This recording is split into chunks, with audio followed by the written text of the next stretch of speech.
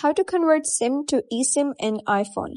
Hello guys and welcome back to the channel. In today's video, I'm going to show you how you can convert your physical SIM card into an eSIM.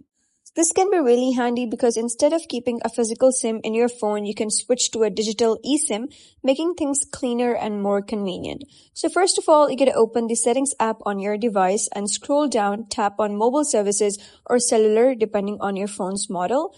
Next, you gotta look through your list of SIM cards and choose the one you want to turn into an eSIM. Scroll to the bottom of the page and you should see a Convert to eSIM option.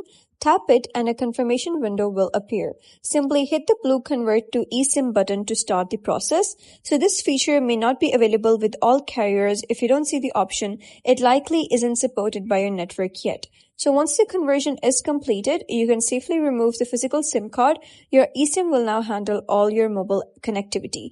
So that is basically how you can convert SIM to eSIM in iPhone. So if you found this guide helpful, give it a thumbs up and don't forget to subscribe for more helpful tutorials. I'll see you in the next video.